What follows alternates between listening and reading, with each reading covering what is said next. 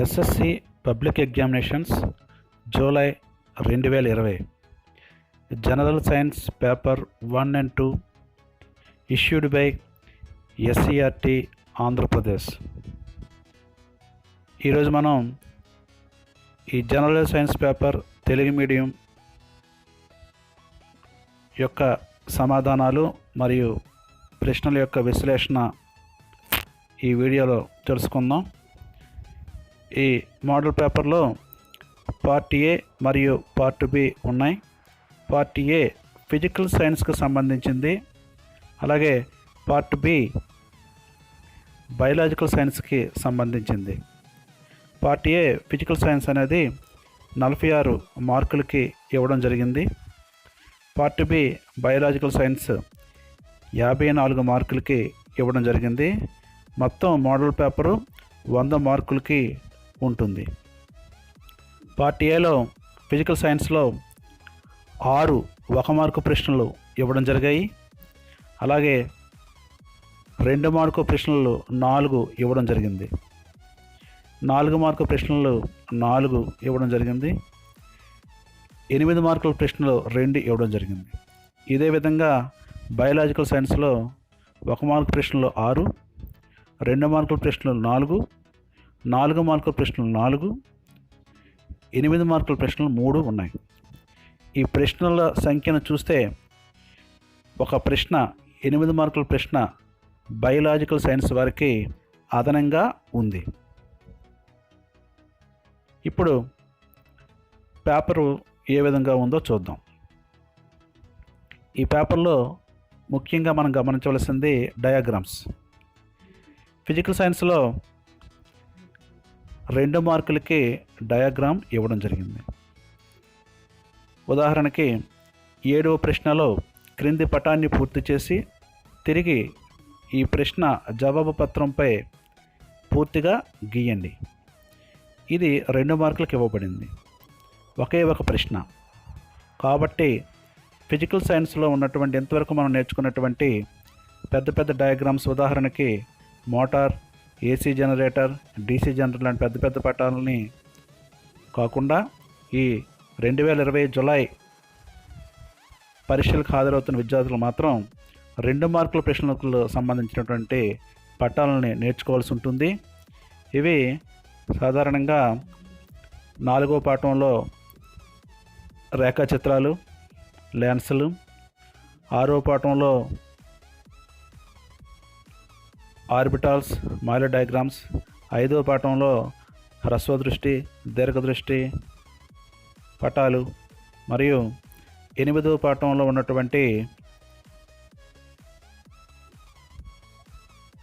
అణువుల ఆకృతులు, మరియు 11వ పాఠంలో ఉన్నటువంటి ఆ ప్రశ్న డయాగ్రామ్స్ అన్నీ కూడా, అలాగే కర్బన రసాయన శాస్త్రంలో ఉన్నటువంటి డయాగ్రామ్స్.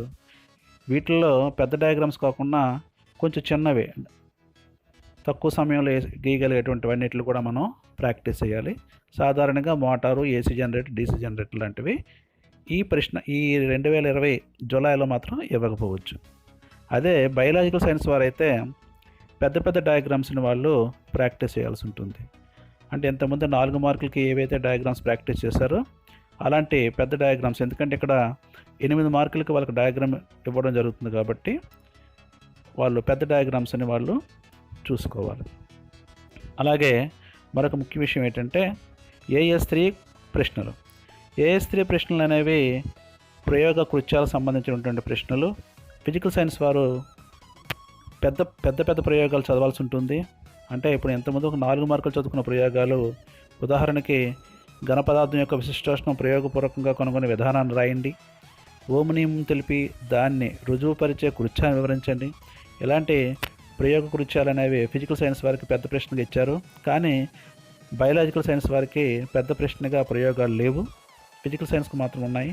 అలాగే బయలాజికల్ సైన్స్ వారు, ఫిజికల్ సైన్స్ వారు 4 మార్కులకి 2 మార్కులకి కూడా వాళ్ళు ఆ ప్రయోగాలు చదవలసి ఉంటుంది. కాబట్టి ప్రయోగాలు ఫిజికల్ సైన్స్ వారు ఎక్కువగా చేసుకుంటే 8 మార్కుల ప్రశ్నలు, 2 మార్కుల ప్రశ్నలు కానీ 4 మార్కుల ప్రశ్నలు కానీ కవర్ అయ్యే అవకాశం ఉంటుంది.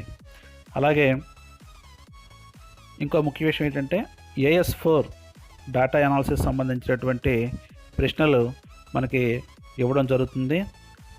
పట్టికలకు సంబంధించి, ఈ పిహెచ్ స్కేల్ సంబంధించి, అలాగే ఈ వక్రీభవన గుణకం సంబంధించి, విశిష్టోష్ణం పట్టికలు, ఇలా పట్టికలన్నీ కూడా, అలాగే కర్బన రసాయన శాస్త్రంలో ఉన్న పట్టికలు, వీటికి సంబంధించినటువంటి పట్టికకు సంబంధించిన ప్రశ్నలన్నీ కూడా మీరు చదవాల్సి ఉంటుంది.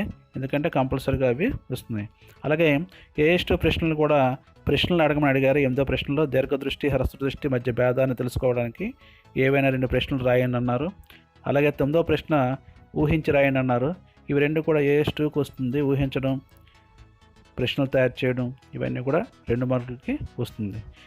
అలాగే 1 మార్కు ప్రశ్నల్లో మనం ముఖ్యంగా గమనించవలసింది, బిట్ల టైపులోనే కాకుండా వాక్య రూపంలో కూడా ప్రశ్నలు అడుగుతున్నారు. ఉదాహరణకి 3వ ప్రశ్న పౌలీవర్జ్య నియమాన్ని రాయండి అంటే ఇది ఒక వాక్య రూపంలో ఉన్నటువంటి ప్రశ్న. కాబట్టి చిన్న చిన్న నిర్వచనాలు, ఉదాహరణకి ఓం నియమం రాయండి, అలాగే ఆహ్బో నియమాన్ని రాయండి. ఈ చిన్న చిన్న వాక్య ఆర్ద్రత అనగానేమి, ఇలాంటివన్నీ కూడా మనకి క్యాటనేషన్ అనగానేమి, ఇలాంటి డెఫినేషన్లు కూడా మనకి ఇక్కడ ఈ 1 మార్కు ప్రశ్నలు అడిగే అవకాశాలు ఉంటాయి. అలాగే ఉపయోగాలు కూడా 1 మార్కు, ఉదాహరణకి ఫ్యూజ్ యొక్క ఉపయోగం ఏమిటి, అలాగే ఫారడే ప్రేరణ విద్యుత్ ఒక అప్లికేషన్ రాయండి. ఇలాంటివన్నీ కూడా మనకి 1 మార్కు ప్రశ్నల్లో అడిగే అవకాశాలు ఉంటాయి. ఆ విధంగా ఈ పేపర్ని దగ్గరుంచుకొని కొత్తగా కొన్ని ప్రశ్నలు మనం తయారు చేసుకొని చదువుకుంటే మనం పరీక్ష చాలా ఈజీగా రాయవచ్చు. ఇక్కడ మీరు గమనించవలసింది, ఈ ప్రశ్నాపత్రంలో ఫిజికల్ సైన్స్కి, బయోలాజికల్ సైన్స్కి మొత్తం ప్రశ్నలన్నీ కూడా అన్ని అకాడమిక్ స్టాండర్డ్స్, అన్ని పాఠాలు కవర్ అయినట్లు ఇవ్వడం జరిగింది. అది గొప్ప విషయం. అయితే వేరువేరుగా ఫిజికల్ సైన్స్కి, వేరువేరుగా బయోలాజికల్ సైన్స్కి అకాడమిక్ స్టాండర్డ్స్ వేరువేరుగా ఉన్నప్పటికీ మొత్తం ఓవరాల్ పేపర్ అన్ని కూడా AS1, AS2, AS3, AS4, AS5, AS6 అన్నీ కూడా అనుకున్న శాతాల్లోనే ప్రశ్నలు తయారు చేసి ఇవ్వడం జరిగింది.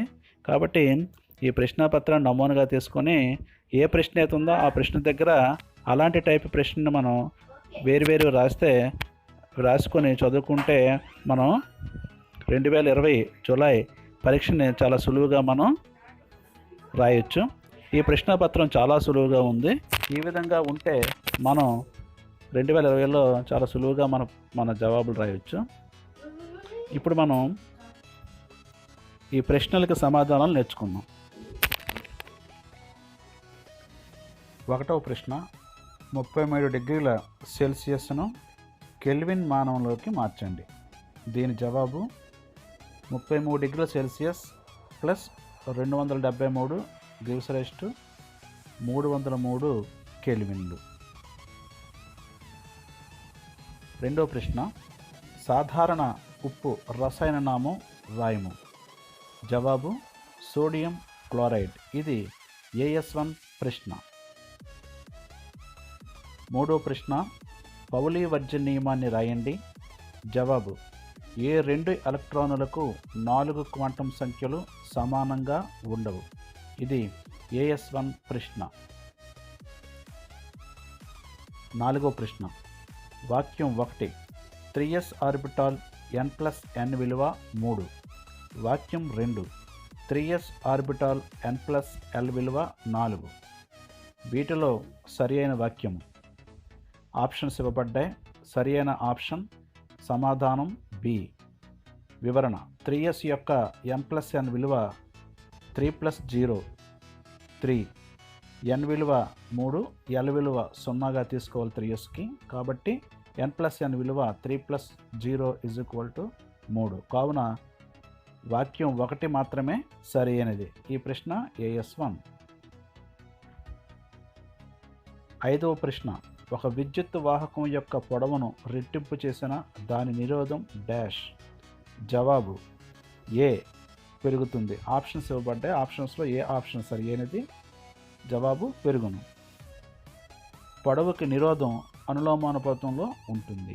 కాబట్టి వాహకం పొడవును పెంచినప్పుడు దాని నిరోధం కూడా పెరుగుతుంది. ఇది AS1 ప్రశ్న.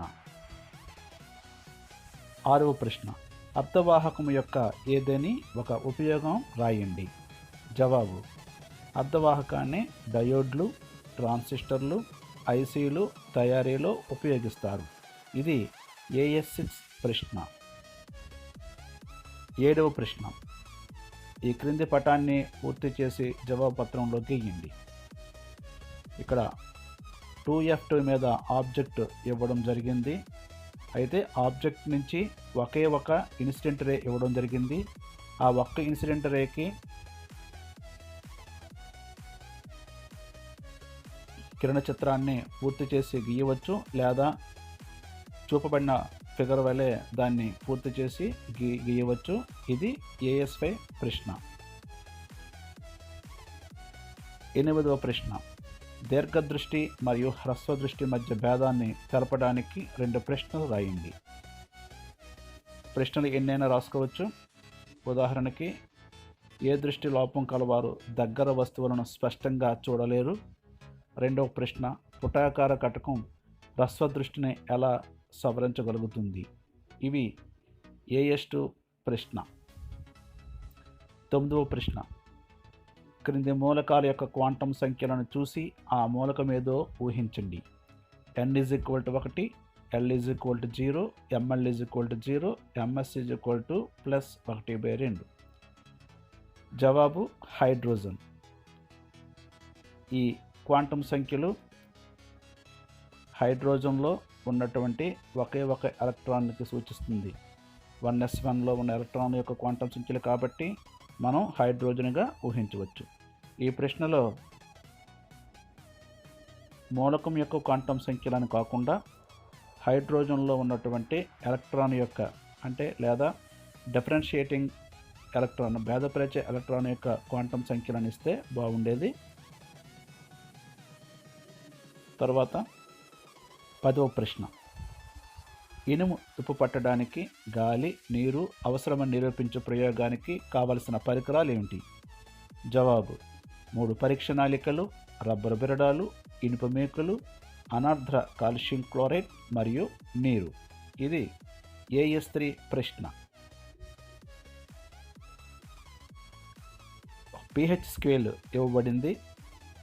pH స్కేల్పై విలువల ఆధారంగా కింది ప్రశ్నలకు సమాధానాలు రాయండి. 1వ ప్రశ్న.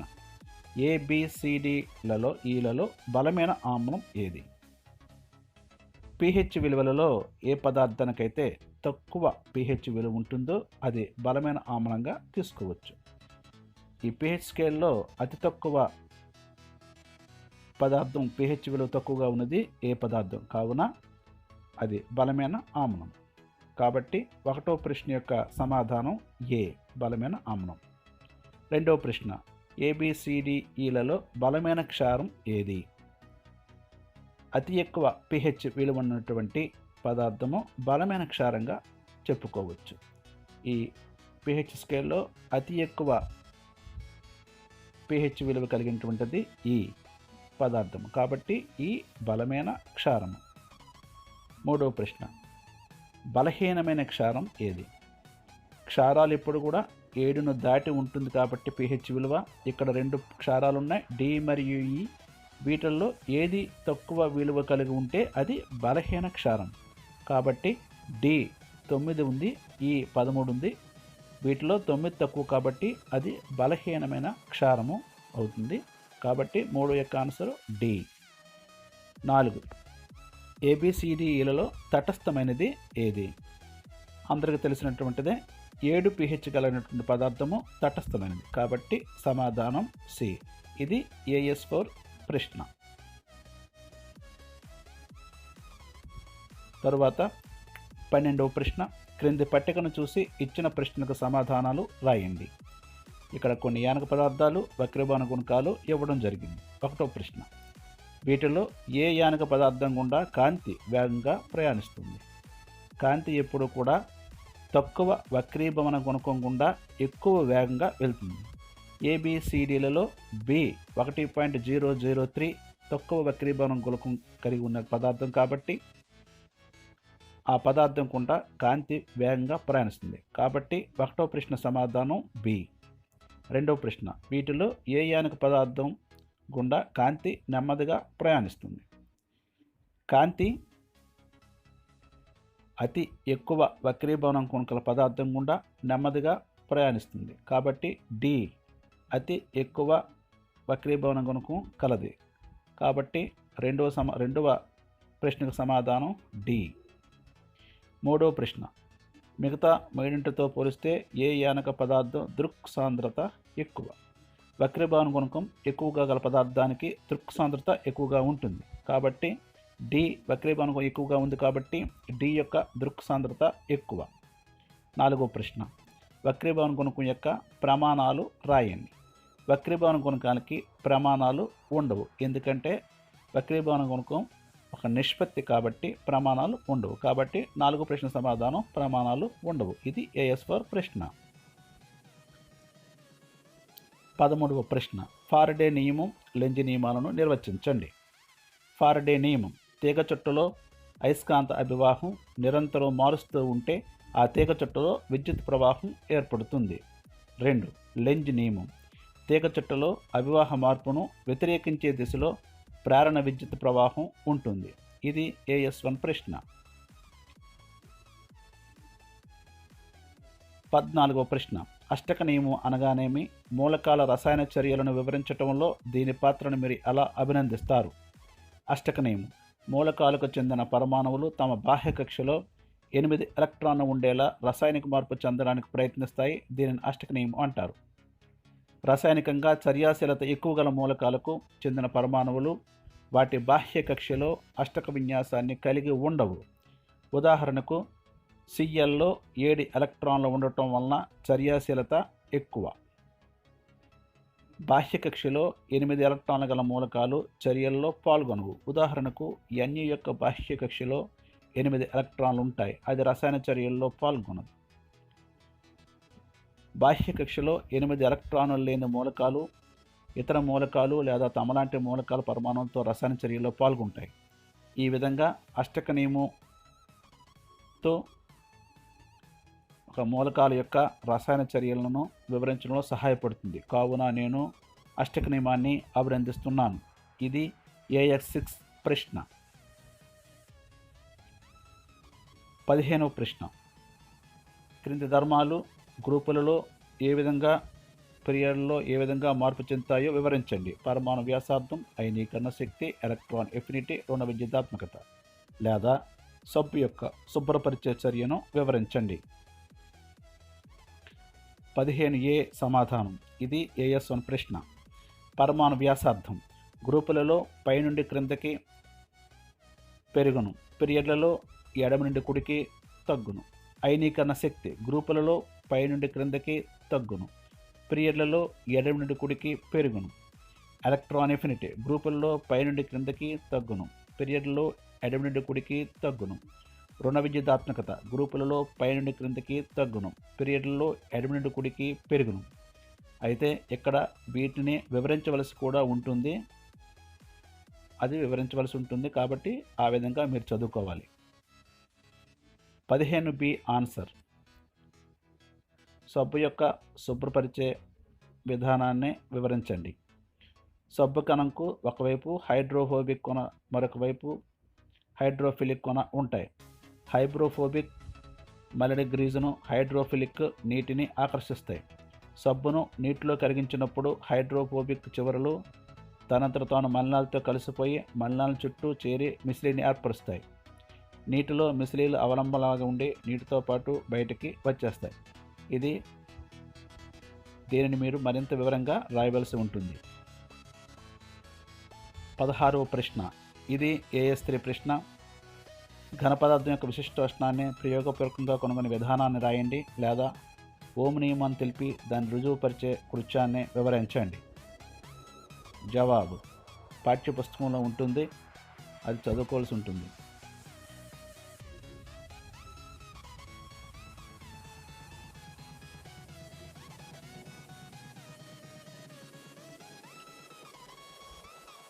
ఈ విధంగా మీరు